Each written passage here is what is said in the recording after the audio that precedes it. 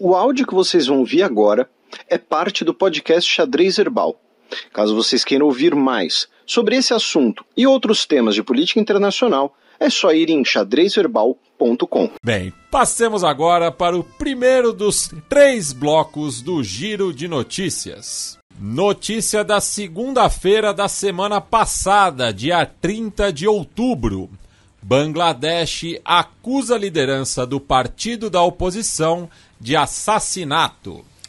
Tem alguns meses que a gente está falando aqui que, infelizmente, a coisa não está legal em Bangladesh, né? Temos protestos, muita repressão policial, um surto mortal de dengue. E o que tivemos essa semana? Bangladesh, como muitos dos nossos ouvintes devem saber, né, é um dos principais centros têxteis do mundo. Tá? Né? Várias marcas famosas fazem suas roupas, seus calçados em Bangladesh. Tá? São mais de 3.500 fábricas e oficinas, tá? No país, que correspondem a 85% das exportações de Bangladesh, tá? Incluindo aí, repito, lojas e marcas famosas, tá? Que a gente não vai ficar citando aqui.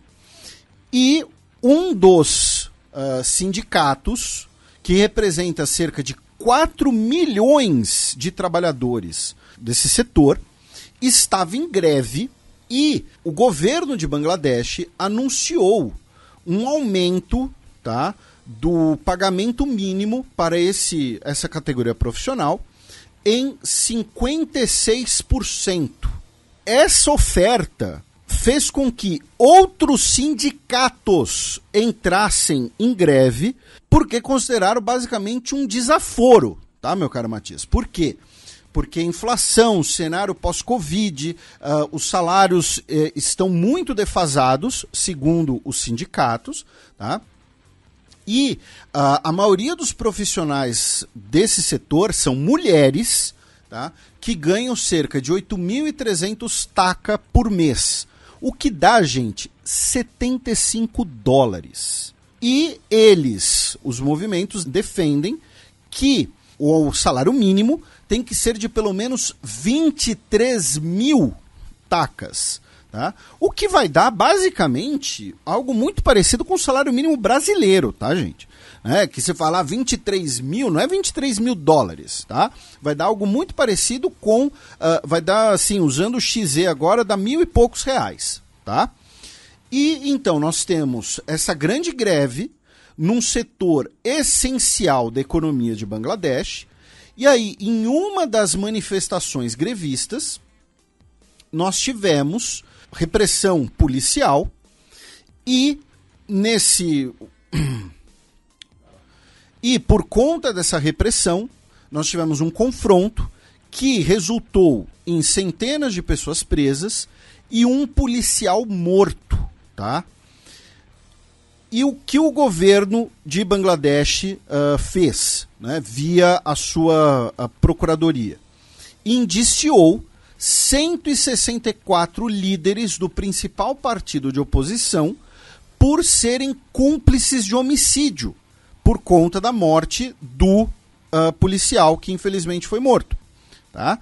Então, o governo de Bangladesh, que é liderado, vamos lembrar, pela Sheikh Hasina, né, que já apareceu diversas vezes em rankings de revistas como uma das mulheres mais influentes do mundo, né? Ela é primeira-ministra de forma ininterrupta desde 2009 e antes disso foi de 96 a 2001.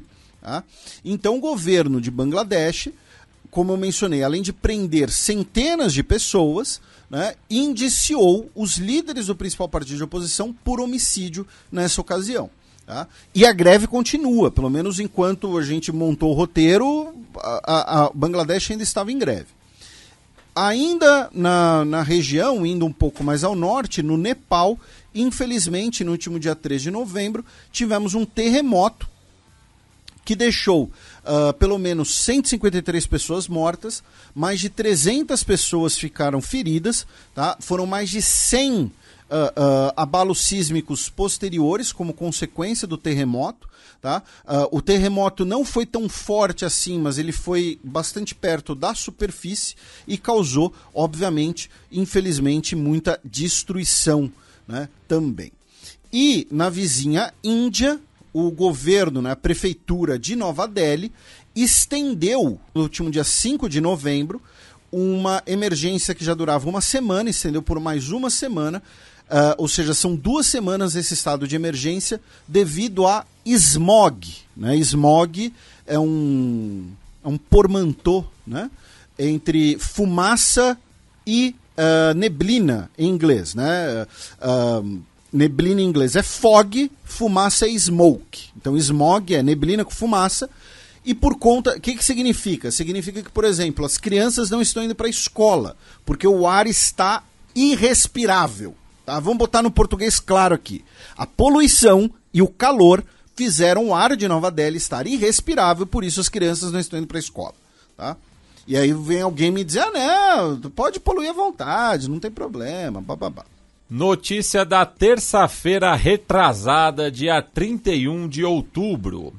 FIFA anuncia a Arábia Saudita como sede da Copa do Mundo de 2034. Vá. Então, Matias, não pode ter corrupção num processo seletivo se não tem processo seletivo. Se só tem um candidato. Exatamente. Né? Então, nós teremos a Copa do Mundo de 2034 na Arábia Saudita, mais uma Copa do Mundo que eu não vou, né? E por que acontece? Né? A próxima Copa do Mundo, 2026, né, vai ser Canadá, México e Estados Unidos. Né? Então, América do Norte, CONCACAF. Né? Aí a Copa do Mundo de 2030 fizeram aquela aberração que a gente comentou aqui por questões políticas. Né? E que o Alejandro Domingues é um cagalhão. Falo aqui... Fala pro nosso ouvinte quem é Alejandro Domingues. É o presidente da Confederação Sul-Americana de Futebol. Tá. Então nós vamos ter jogos em Argentina, Paraguai e Uruguai. Um só em cada país. Um só em cada país. Aí a gente vai ter alguns jogos em Portugal e Espanha, mas a principal sede vai ser Marrocos. Né? Então contempla 3 continentes de uma vez. Exatamente. Aí meio que sobrou Ásia e Oceania. Né?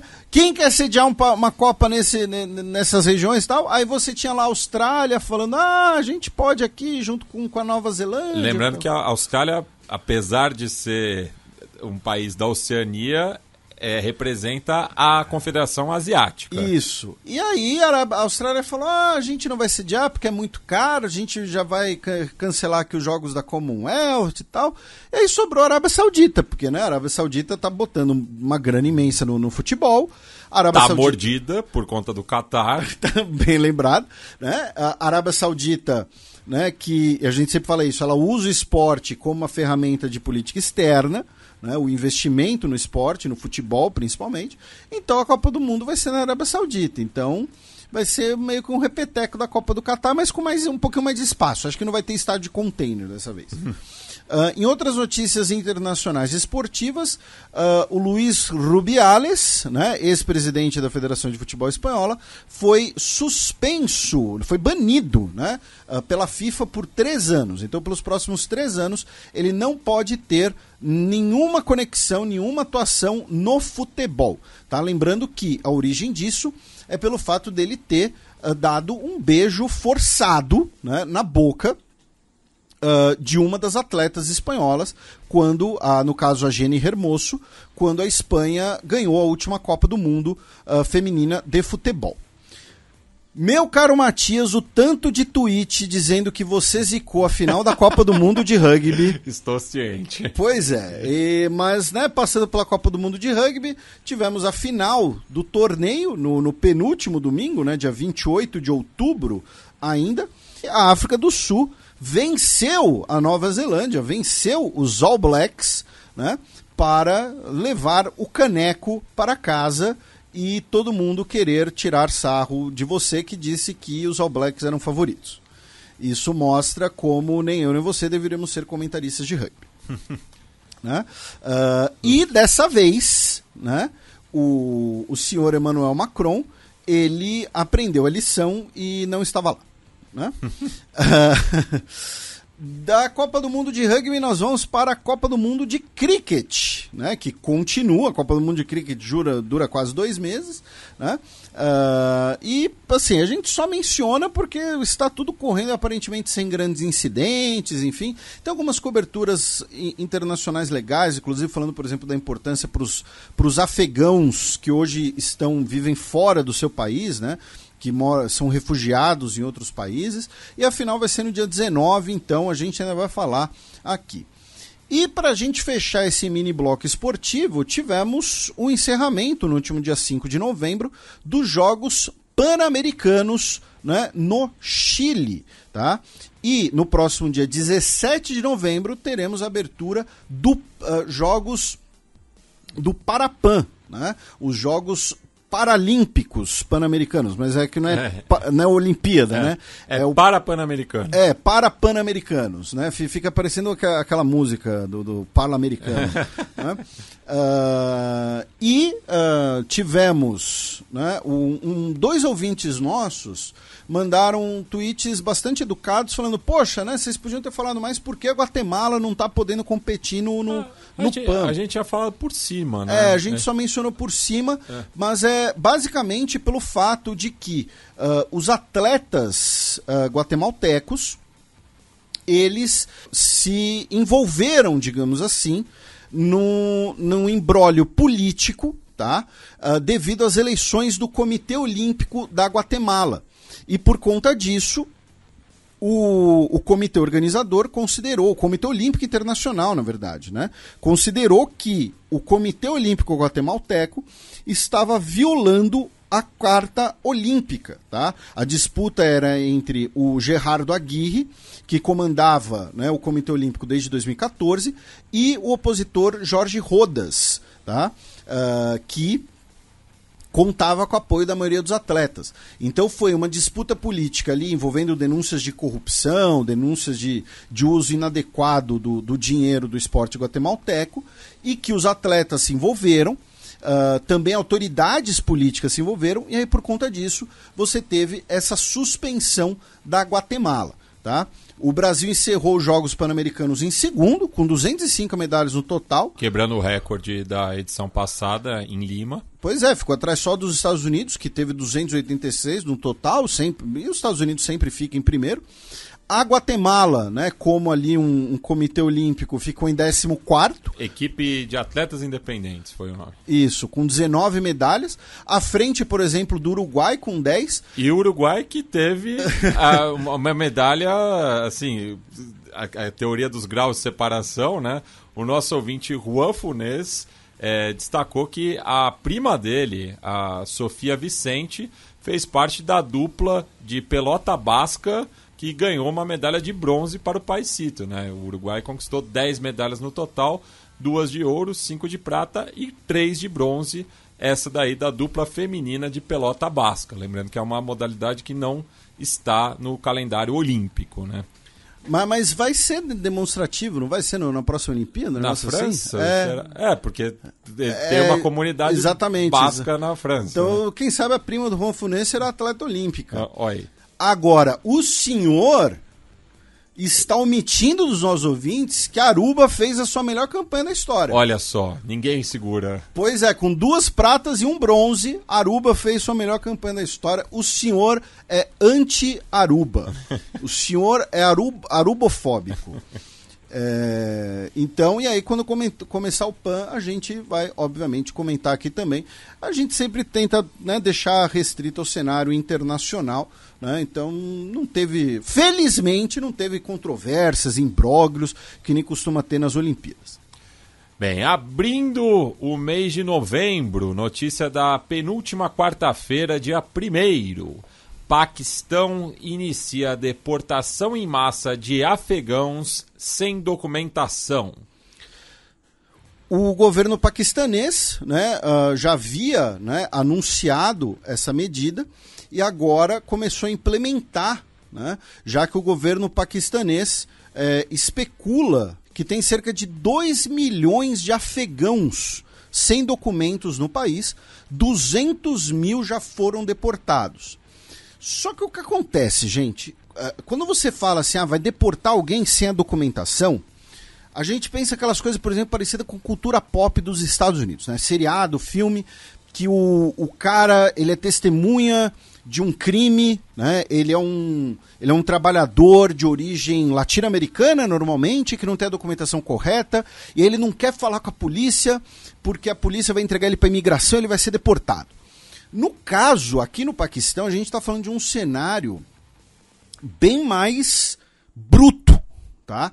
Por quê? Porque a fronteira Paquistão-Afeganistão, em vários pontos, ela é muito porosa, e vamos lembrar, os Pashtun são a principal etnia do Afeganistão e são a mais numerosa etnia do Paquistão, né? A mais numerosa, a segunda mais numerosa. Então, você tem pessoas que falam o mesmo idioma, são pessoas que têm costumes parecidos, numa fronteira porosa. Os Pashtuns são os segundos maiores, né? Os maiores são os Punjabis, obviamente, eu peço desculpas pela câimbra mental. Então você tem pessoas que têm parentes, mesmo que distantes do outro lado da fronteira. Então o exército paquistanês, especialmente na região norte do país, vai começar a bater de porta em porta nos vilarejos das pessoas, tá? Nas casas das pessoas, para falar, olha só, esse cara aqui, quem é ele? Ele é nosso primo. Tá, cadê o documento dele? Não tem. Porque você é afegão, né? Você é um afegão escondido, vai ser deportado. Né? Então, está sendo um processo que está mobilizando as Forças Armadas paquistanesas para deportar até 2 milhões de pessoas. Tá? É um negócio, uma escala brutal. Tá? E um processo brutal também. Não que os outros processos de deportação não sejam, tá? Não sejam processos cruéis. Estou falando que esse aqui está sendo pela via armada, basicamente. Ainda em relação ao Paquistão, meu caro Matias, 14 soldados morreram no atentado à bomba na sexta-feira, dia 3 de novembro, na região do Baluchistão, né, que tem um forte movimento separatista. E falando em Afeganistão, meu caro Matias, essa é uma daquelas coisas que é muito curiosa, né? Que já não é a primeira vez que isso acontece, inclusive não é a primeira vez, acho que a gente vai mencionar isso aqui. Com o fim, né, com a queda do governo republicano afegão, que era apoiado especialmente pelos Estados Unidos, nós tivemos a retomada do poder pelo Talibã. Né? O Talibã que governou várias regiões do Afeganistão de maneira praticamente ininterrupta, tá? Mesmo depois de 2001, e a gente comentou aqui por anos os avanços progressivos, né, do Talibã, controlando mais territórios, realizando os atentados e tudo mais. E aí agora, o Escritório da ONU para Drogas e Crime, né, publicou o seu relatório anual, e o que acontece? Em 2022, você tinha 233 mil hectares de papoula no Afeganistão. Agora caiu para 10.800. Tá? Então, por um lado, né, o que você tem? Você tem o Talibã reprimindo o plantio de papoula, né? Lembrando que a papoula ela é a matéria-prima para muitas coisas, uma delas para a heroína e para o ópio. Né? Então é por isso que o Talibã reprime, tá, esse plantio. Inclusive, a papoula do Afeganistão era muito importante dentro do Império Britânico, né? Como parte da cadeia de produção do ópio, que depois era mandada para a China. Então, o Talibã está reprimindo as drogas. Não, o Talibã faz isso por motivos religiosos. Isso, inclusive, costuma ter um preço econômico muito grande para o Afeganistão, já que o plantio de papoula é importante para muitos desses fazendeiros. Por outro lado, né, isso significa que o governo aliado dos Estados Unidos, você tinha uma grande plantação de papoula que era utilizada, né, para a produção desses opiáceos como heroína, e daí você tem, né, aquelas, desde fatos comprovados até algumas teorias da conspiração sobre envolvimento das agências de inteligência dos Estados Unidos no tráfico de drogas, né, como cocaína e heroína. Fatos comprovados são, por exemplo, né, o escândalo dos Irãs contra, né, do Irã contra, né, que envolvia as guerrilhas da Nicarágua, em que a cocaína era utilizada como moeda para o contrabando de armas, e a CIA usava essa moeda. né?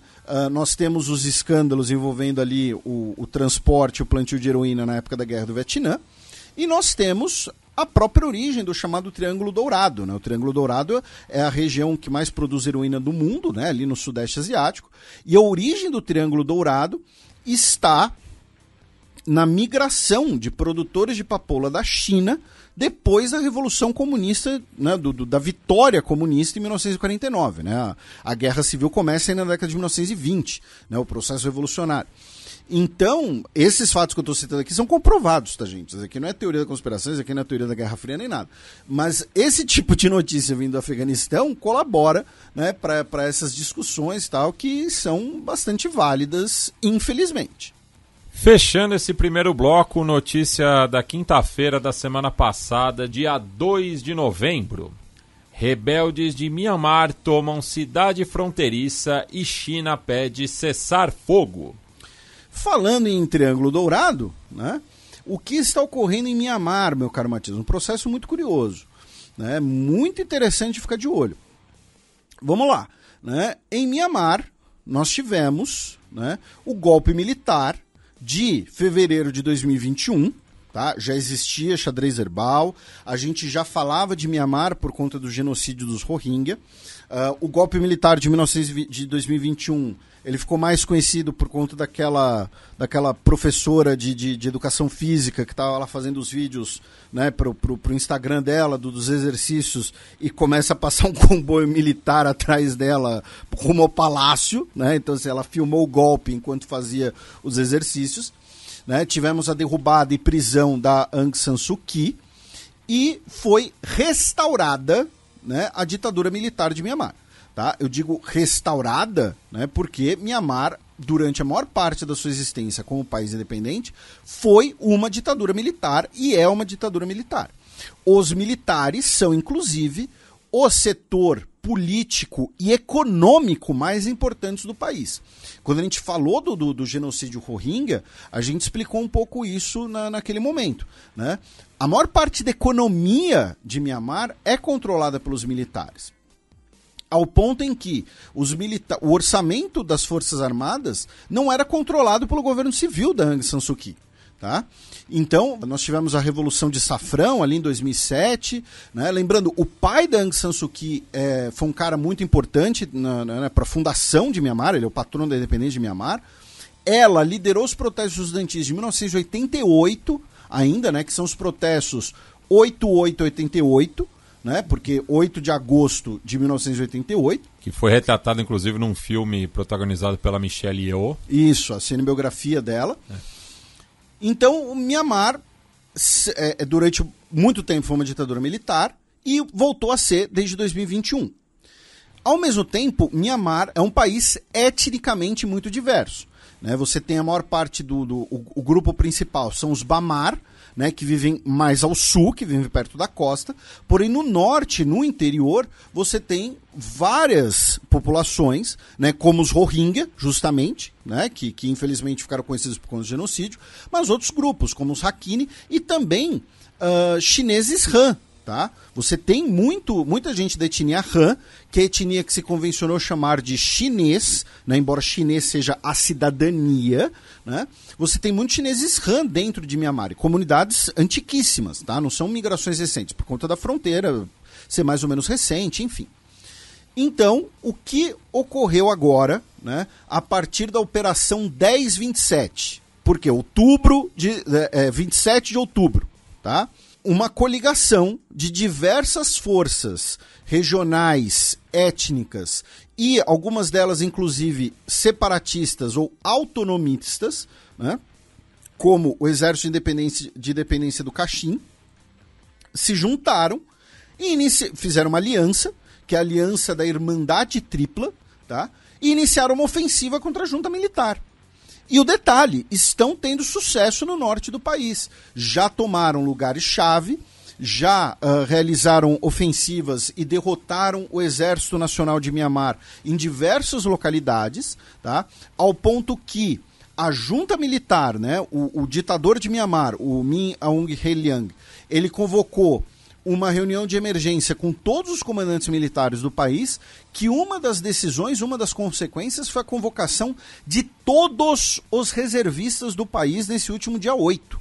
Tá? Convocaram todos os reservistas do país para lutar contra essas forças rebeldes no norte. A China, que junto com a Rússia hoje são os principais aliados da junta militar, o que é muito curioso, porque a junta militar durante muito tempo tinha apoio dos Estados Unidos, na lógica da Guerra Fria, né? Mas hoje China e Rússia são os principais apoiadores da junta militar. A China já pediu por um cessar-fogo, inclusive porque a artilharia do exército de Mianmar atingiu localidades do outro lado da fronteira, atingiu vilarejos no território chinês, causando a morte de um cidadão chinês, inclusive. Então, não é um levantezinho, tá? Concentrado, não é uma coisa que vai ser resolvida rapidinho, não. Tá?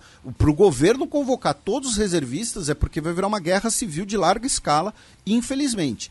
E ao mesmo tempo, enquanto isso está rolando, no dia 7 de novembro, claro que não foi organizado do dia para a noite, né, mas no dia 7 de novembro foram realizados exercícios marítimos conjuntos entre a Rússia e Mianmar. Tá?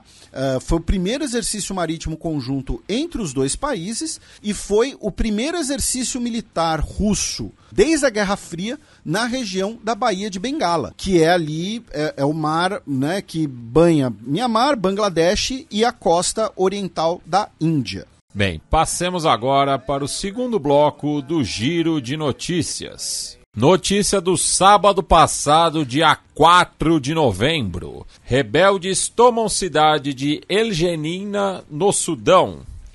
É a capital da província de Darfur Ocidental, tornando-se então mais uma região do Sudão controlada pelos rebeldes da Força de Apoio Rápido. Né? E nesse momento nós temos inclusive uma batalha, né, pela capital Khartoum. Tá? No último dia 31 de outubro tivemos o encontro das delegações do exército sudanês e dos rebeldes em Jeddah, na Arábia Saudita, para tentar negociar um cessar-fogo, porém as conversas não foram adiante. Na vizinha Etiópia tivemos combates entre as forças federais e combatentes da etnia Fano na região de Lalibela, que é um patrimônio cultural da humanidade, né, um grande mosteiro escavado na rocha. E, infelizmente, tivemos no chifre da África, nessas 2 últimas semanas, muitas enchentes, tá, que deixaram pelo menos 29 pessoas mortas e 300 mil deslocadas na Somália e outras 15 pessoas mortas no Quênia, tá? Mais ao sul, segundo as autoridades quenianas, devido ao El Niño, tá? Choveu em 2 dias o que era previsto para chover em 3 meses. Notícia da segunda-feira passada, dia 6 de novembro. República Democrática do Congo anuncia medidas para diminuir mortalidade neonatal. O governo da República Democrática do Congo anunciou, né, que mulheres, desde os períodos finais de gestação, terão maiores serviços públicos de saúde à sua disposição e também terão, após o nascimento dos bebês, terão acesso a maternidades e apoio como de enfermeiras, enfim, também de forma gratuita, tá? Pelos primeiros 28 dias após o nascimento. O governo disse que esse programa está orçado em cerca de 120 milhões de dólares e será custeado pelo Banco Mundial. A República Democrática do Congo é um dos países com maiores índices de mortalidade maternal e mortalidade infantil no período neonatal do mundo. Tá? Estamos falando de 27 a cada 1.000 nascimentos e 547 mortes de gestantes a cada 100 mil partos. Tá? São índices muito acima, né, das metas das Nações Unidas. E aí vejam só, né, com 120 milhões de dólares, você consegue já tomar providências em relação a isso na República Democrática do Congo. Pensem na grana que, né, está sendo torrada por Rússia, Estados Unidos e todo mundo, né, por exemplo, na guerra na Ucrânia. Já em Camarões, tivemos um ataque de separatistas da Amazônia contra uma vila na região de Egbekal, que fica perto da cidade de Manfé, que deixou cerca de 30 pessoas mortas. Já na Guiné, o ex-ditador Moussa Dadis Camara, que governou o país em 2008, né, chefe da junta militar de 2008, houve uma tentativa de resgate, de operação de resgate dele da prisão, e ele foi posteriormente recapturado e reconduzido à prisão.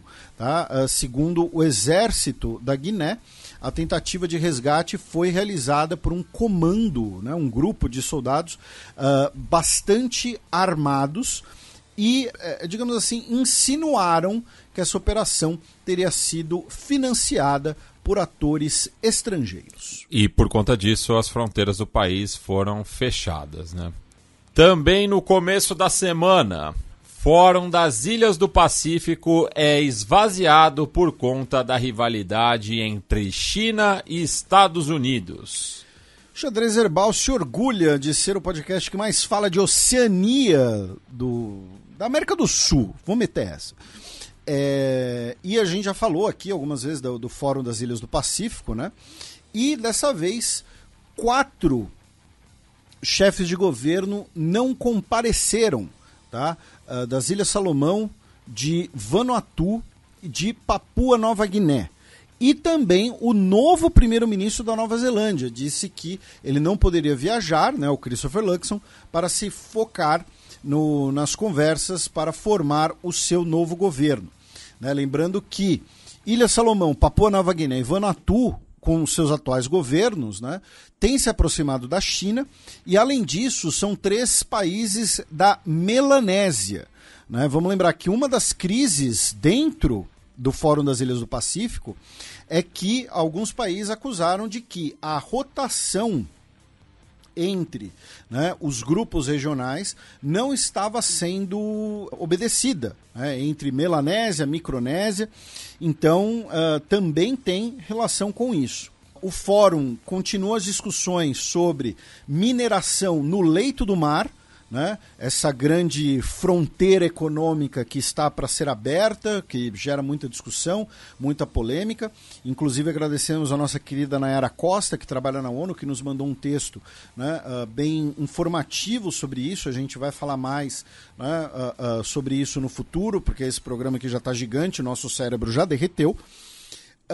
Também na Oceania, a Austrália anunciou um acordo, hoje, sexta-feira, dia 10, com o arquipélago, né, de Tuvalu, que tem cerca de 11 mil habitantes, e eles terão uma espécie de licença especial para a Austrália.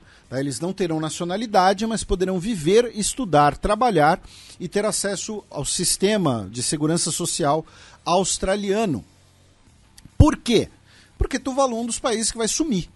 Então é basicamente a Austrália falando, olha só, vocês podem vir para cá. Claro que nesse caso, né, isso é facilitado pelo fato de que estamos falando de apenas 11 mil pessoas.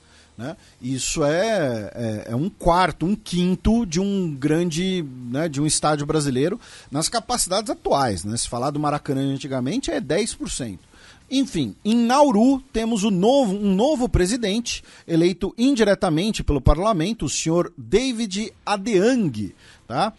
Depois de um voto de desconfiança contra o presidente anterior, tá?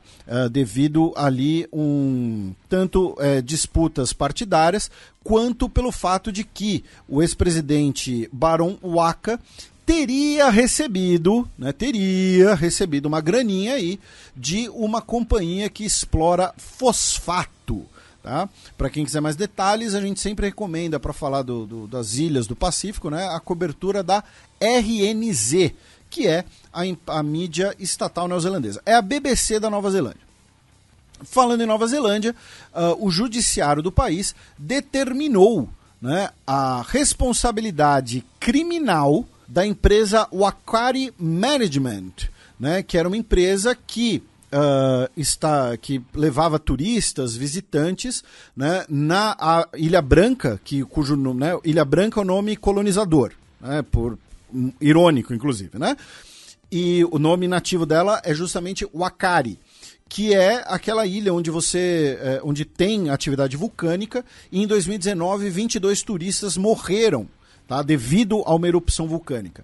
E a empresa foi culpada, tá? E ela vai ter que pagar indenizações para as famílias dos mortos, e os seus donos ainda podem sofrer penas criminais.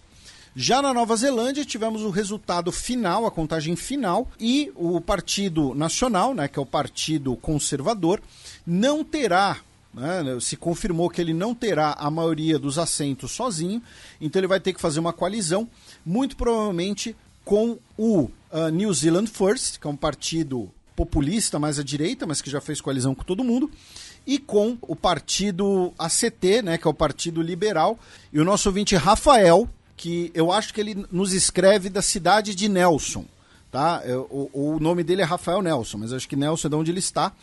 Ele disse que o ACT a gente pode chamar ele de o Partido Novo da Nova Zelândia. Ele disse assim, o ACT é tão liberal quanto o Partido Novo do Brasil. E fechando esse bloco, notícia da última terça-feira, dia 7 de novembro. China e Austrália chegam em novo acordo de vistos.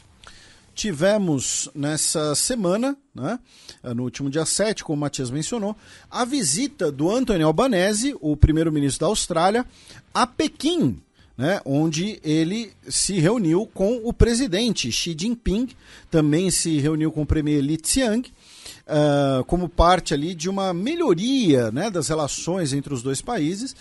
Um primeiro-ministro australiano não visitava a China desde 2016, e eu vou fazer aqui uma pequena confissão, meu caro Matias, uma pequena confissão com também um tom de bullying. Eu acho que eu ainda nunca tinha visto um vídeo do Anthony Albanese, até fazer o roteiro, até estar estudando para esse programa. Ele está andando e precisa mudar de direção. Eu quero criar algum apelido para ele baseado nos bonecões de Olinda, porque ele muda de direção que nem um bonecão de Olinda. Enfim, eu achei ele curioso. Falando mais sério agora, né, tivemos essa visita que, repito, é parte de um processo, né, de aproximação entre os dois países, né, e resultou num novo acordo de vistos, tá? Tanto para turistas quanto para empresários, tá? Facilitando então visitas, trocas people to people, né? Pessoas a pessoas entre os dois países, incluindo, como a gente mencionou, empresários, tá? Parte da imprensa australiana está dizendo que isso foi uma grande vitória da China, na verdade, né? Que a Austrália, né, ao fazer essa aproximação, estaria ali iniciando um processo de concessões.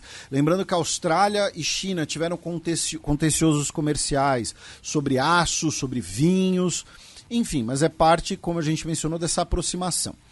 A China afirmou que vai colocar mais navios de sua guarda costeira no Mar do Sul da China para tomar medidas de controle contra navios filipinos que a China afirma que violam a sua soberania marítima, tá? Já na Malásia, o governo anunciou, né, que agora todas as representações, todas as performances no país vão ter um kill switch, vão ter um botão que vai cortar imediatamente a eletricidade e a transmissão de qualquer evento. Por quê? Né? Em julho, nós tivemos a apresentação da banda britânica 1975, na qual dois integrantes da banda se deram um selinho no palco. Não foi nenhum beijo escandaloso, foi um selinho, tá?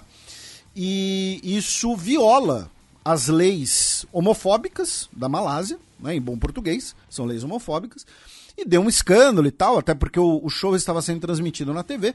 Então agora vai ter esse botão. Se acontecer alguma coisa, pum, aperta, acabou o show, acabou a transmissão, tudo na hora. Então é isso aí, muito, muito democrático.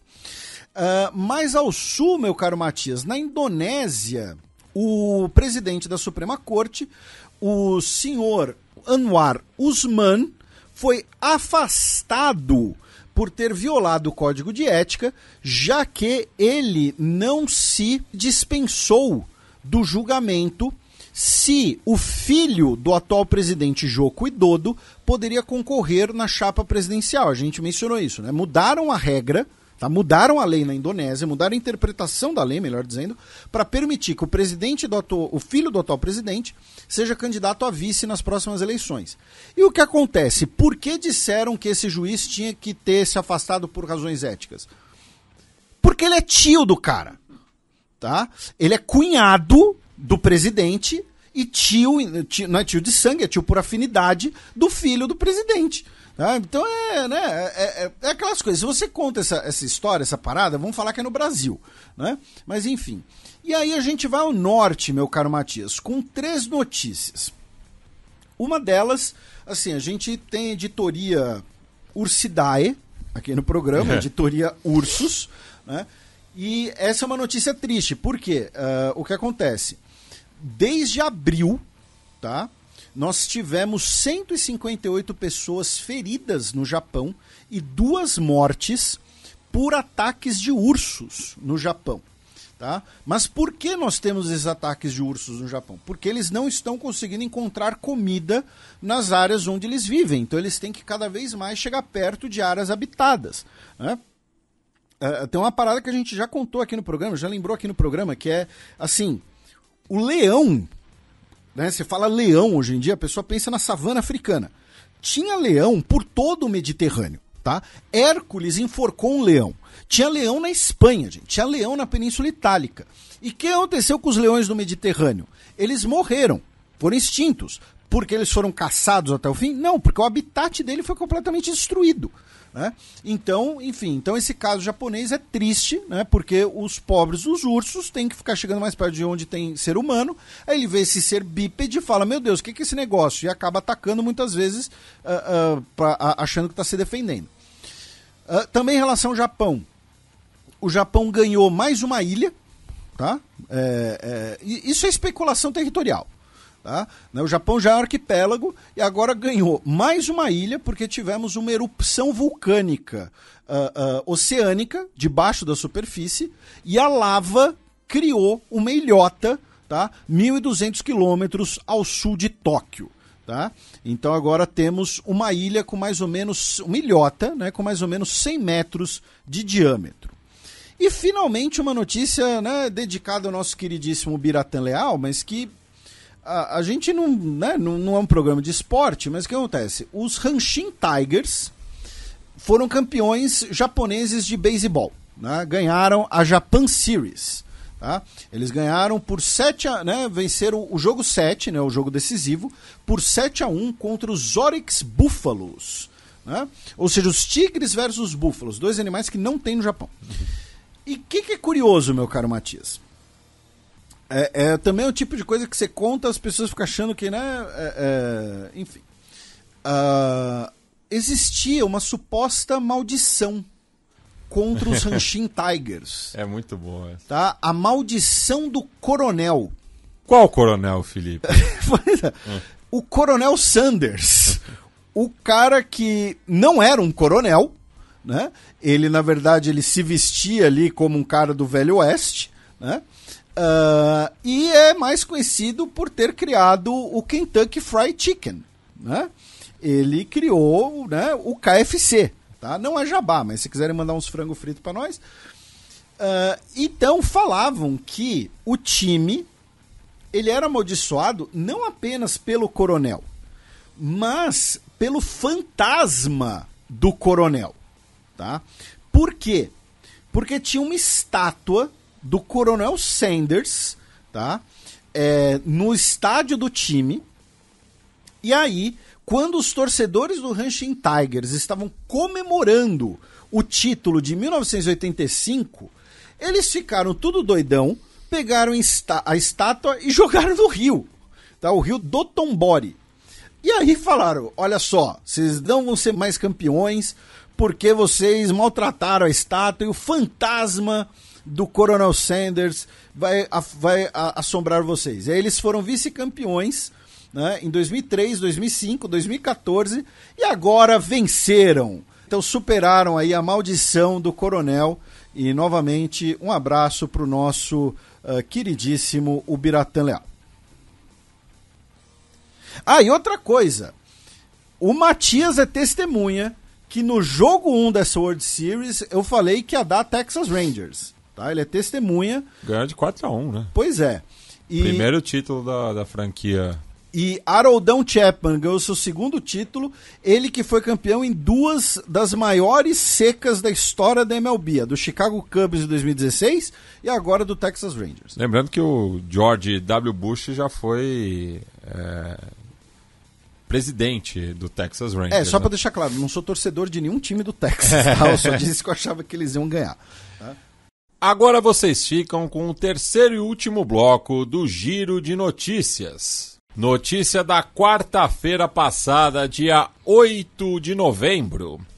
Eleitores de Ohio aprovam medidas sobre aborto de gestação.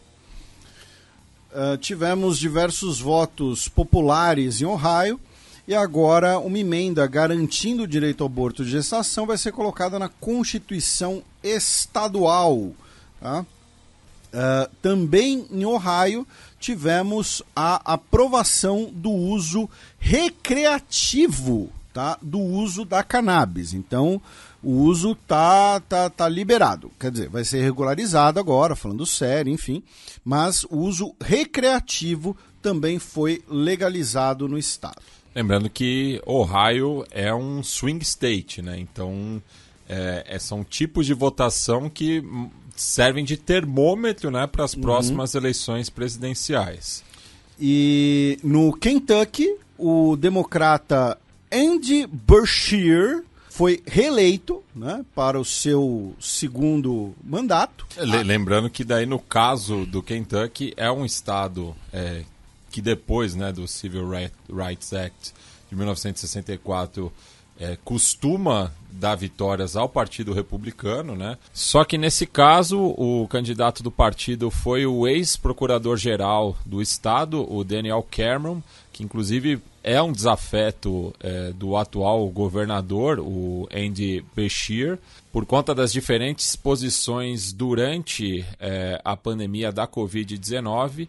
E outro aspecto que explica a derrota do Daniel Cameron, que é afro-americano, foi a decisão dele como procurador especial de não condenar, né, os 2 policiais envolvidos no assassinato de Breonna Taylor, né? Mais um caso emblemático da violência policial contra pessoas negras nos Estados Unidos que ocorreu um pouco antes da pandemia, em março de 2020. E no Mississippi, o atual governador Tate Reeves, republicano, foi reeleito com 51,5% dos votos. E é interessante que no Kentucky, né, você mencionou ali, de um partido tradicionalmente dos republicanos, o estado, né, tradicionalmente dos republicanos, o Trump venceu, né, em 2020. E no Mississippi deu o republicano Tate Reeves, que, como o nosso ouvinte pode imaginar, é um homem branco, e ele derrotou o Brandon Presley, que é outro homem branco. E ele tem o sobrenome Presley. Né? O Elvis Presley era do Mississippi. Exatamente. Né? Não sei se são parentes, né? Mas é isso. Apesar de ter ficado mais identificado com o Tennessee depois. Isso. Né? Ele é primo em segundo grau. Olha aí. Do Elvis Presley. Enfim, então tá aí uma informação que o nosso ouvinte não podia viver sem. O ex-vice-presidente Mike Pence anunciou sua retirada da corrida presidencial republicana, porque ele sabe que os trumpistas acham tudo ele um traidor e tal. Falando em trumpistas, a Ivanka Trump, nessa última quarta-feira, dia 8, testemunhou perante a Justiça de Nova York devido aos casos de fraude do seu papai. Ainda na política interna do país, o Jorge Santos, né, o deputado estadunidense brasileiro, que responde aí por... Mitômano. Pois é, por 500 acusações, ele não foi expulso do Congresso, tá? Foram 179 votos a favor da expulsão, 213 contra e 19 abstenções. Porto Rico está passando por uma epidemia de gripe, tá? Que deixou pelo menos 42 pessoas mortas e 900 pessoas hospitalizadas.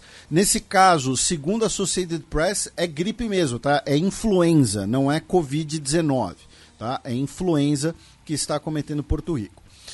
Os atores de Hollywood chegaram, né? A Screen Actors Guild chegou a um acordo com os grandes estúdios, então temos o fim da greve, ou seja, teremos mais uns 3 filmes Marvel que ninguém pediu. E isso não é tipo, não, o filme Marvels é lacração. Não é nada disso. A questão é que depois da saga das Joias do Infinito, os caras tinham que ter dado uma parada, né? Tinha que deixar por abaixar um pouquinho e tal, mas enfim. E vamos ter também o reboot de The Office, que também ninguém pediu. Na política externa dos Estados Unidos, 2 notícias. Uma delas é que o governo dos Estados Unidos vai financiar um terminal portuário em águas profundas de $500 bilhão no Sri Lanka. Lembrando que o Sri Lanka já tem um projeto portuário gigantesco com financiamento chinês. Tá? Então, assim, você vai ter um porto financiado por Estados Unidos e Índia e um porto financiado pela China, na mesma ilha. Tá?